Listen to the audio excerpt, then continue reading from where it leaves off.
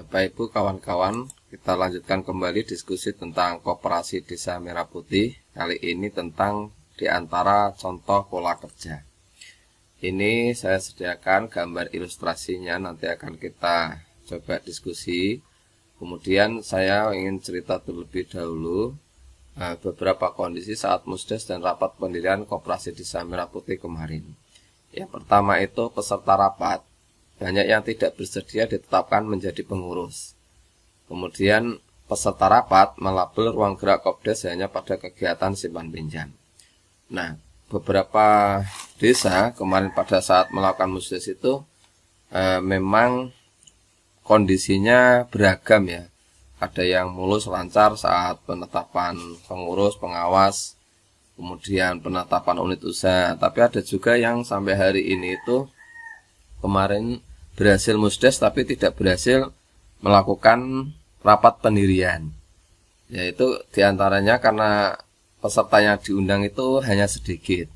Hanya pihak yang biasa diundang pada musyawarah-musyawarah sebelumnya dari unsur masyarakat karena ketokohannya yang sebenarnya sudah sibuk. Peserta yang diundang karena merupakan pemegang kelembagaan desa yang sudah punya pekerjaan tetap lain. LPMD, kemudian KPMD, KPM.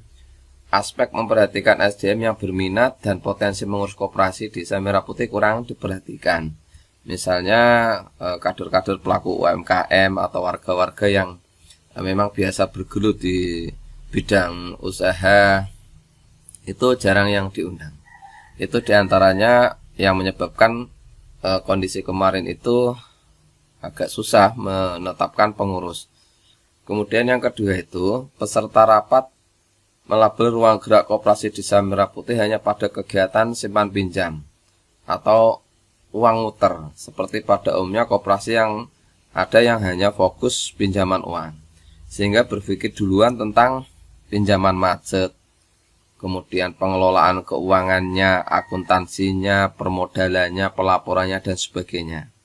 Ya, karena pada saat proses musyawarah desa kemarin itu pesertanya belum menerima informasi lebih banyak.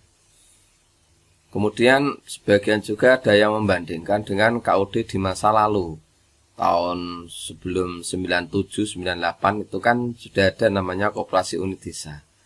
Tapi kita harus menyadari bahwa kondisi dulu dengan sekarang itu sudah berbeda. Kalau dulu itu marketplace-nya kan terbatas. Dukungan teknologi juga terbatas.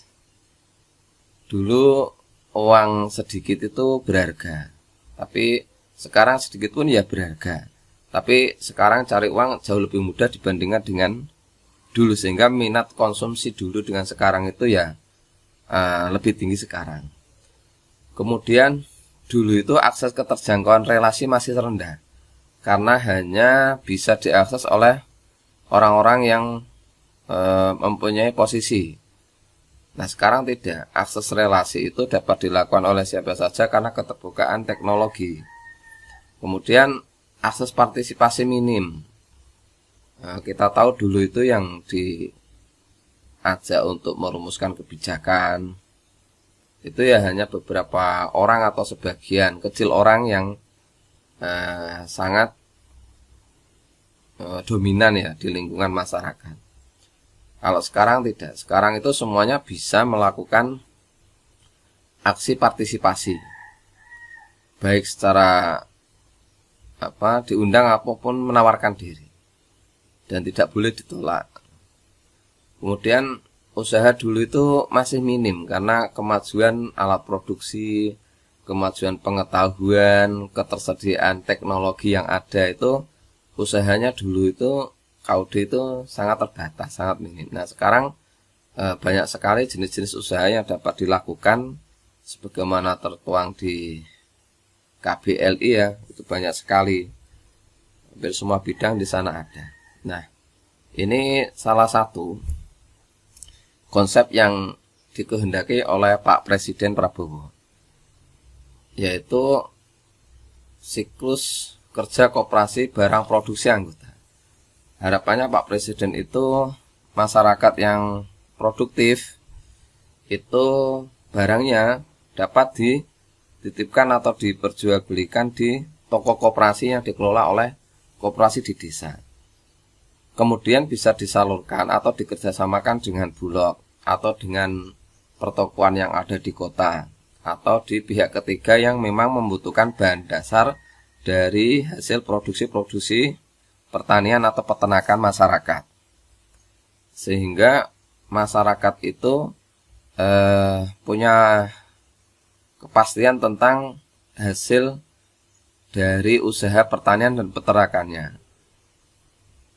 Nah, masyarakat sekaligus yang menjadi anggota itu dengan kegiatan ini dia akan mendapatkan manfaatnya ganda.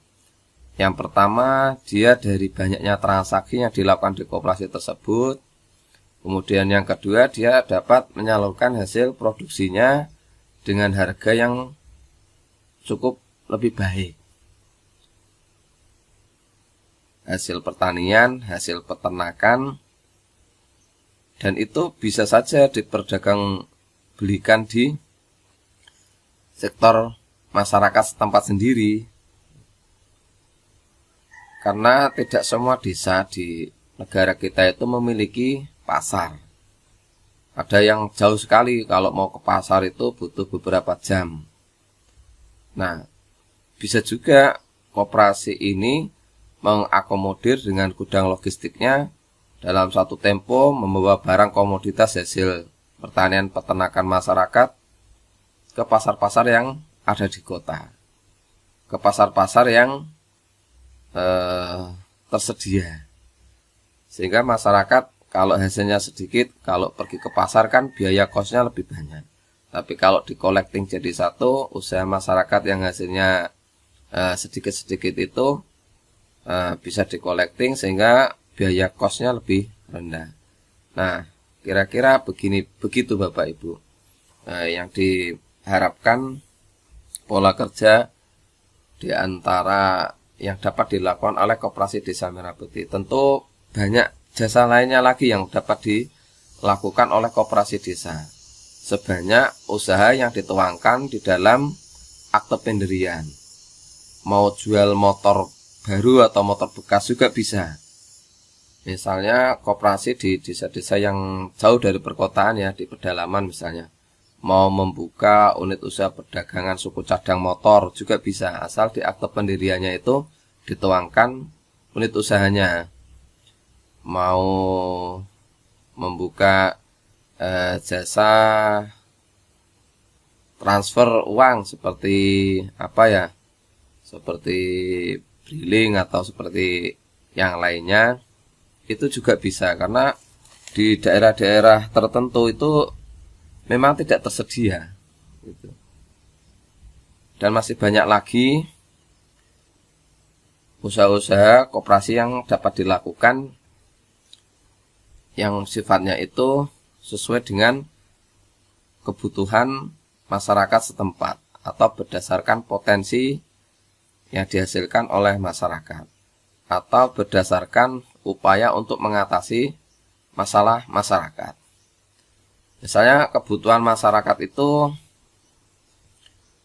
bahan dapur seperti minyak, gula dan sebagainya.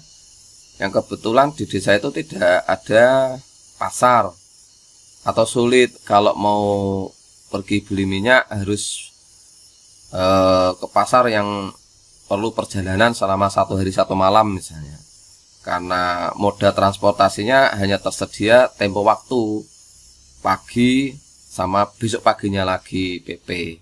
Nah, itu bisa saja terjadi koperasi melakukan perdagangan barang kebutuhan konsumsi masyarakat, mengambil barang dari pasar, dari perkotaan, kemudian diperjualbelikan di desa. Tentu saja yang tidak menyamai usaha masyarakat setempat.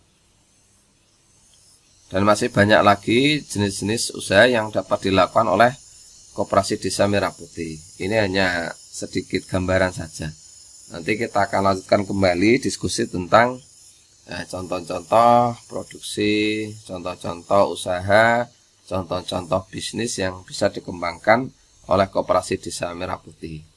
Yang penting bagi kita hari ini jangan pesimis dulu, tapi kita harus optimis bagaimana mendayagunakan koperasi ini untuk meningkatkan pemberdayaan masyarakat, untuk meningkatkan partisipasi masyarakat, untuk memperkuat ekonominya, untuk mengatasi masalahnya.